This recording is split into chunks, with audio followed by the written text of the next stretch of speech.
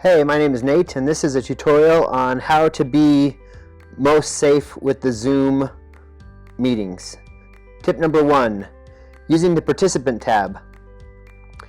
As a moderator, you'll be able to see a toolbar down below. It has security, participants, chat, screen save, record, and some other things. There's mute and a video section. What we're going to talk about is the participant tab that shows up right here. And when I click on this participant tab, it's going to show up to the top right or to the right of the screen a tab that looks like this. It'll show all the people on the tab. I'm able to mute them, so if they come on and they're not muted, I can mute them, and I can just see who's on the meeting. This is very helpful to see this.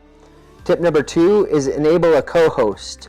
On all of our Zoom accounts, we've set it up so that you can have a co-host. The benefit of that is, as a moderator is doing all their work, they're reading the script. So I can go up here, I can decide, okay, Becky's going to be the co-host. I can click on more, and then I can scroll down, see make a co-host. When I click on that tab, a little box will appear that looks like this, and I'll just say yes, make a co-host. That way the assistant moderator can help monitor who's on the call, who's coming in, who needs to be muted, and just see who's. Tip number 3, how to remove a user. This is really important because we need to know if something happens that we can be quick to respond. So the way I do this is I go down, I look at the participant tab, and let's say this number 615-432-3456, we've asked them to share and no response. We encourage you to at least have them show their face once. Maybe they're in a place where they can't show their face much, but at least showing that video once is an important piece. Maybe I go around the room and I give them a couple chances and just no response, no response, no response. So eventually I'm going to say, hey, if you're not able to introduce yourself or show a video, we're going to have to remove you. And so this is how I do that. So I'll go up to the screen, I'll go to their number, I'll click on more, and I'll click remove. Then there'll be a box that shows up like this that says, do you want to remove this user? Once they've been removed, I click OK, and then they're removed. They won't be able to rejoin that meeting. Tip number 4, gallery view. As you can see in this screen, this is kind of the Brady Bunch model where we can see all of the users in rows and squares. And we want to encourage this because this allows us to see everybody that's on the meeting.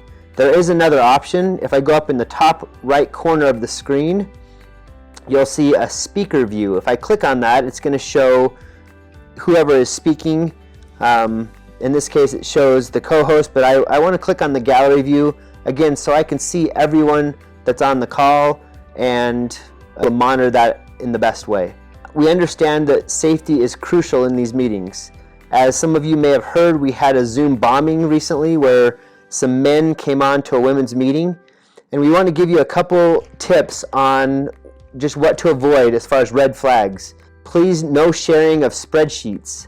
So we encourage you to have the users go to SAL12step.org, fill in their information, and then they'll receive the link to the updated Zoom meetings. The women's meetings have been updated, but please don't share those spreadsheets with anyone.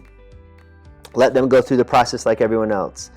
Also, no sharing the phone list. The meetings are anonymous. We don't want names and numbers getting out to the general public. Some other red flags that happen with the Zoom meeting.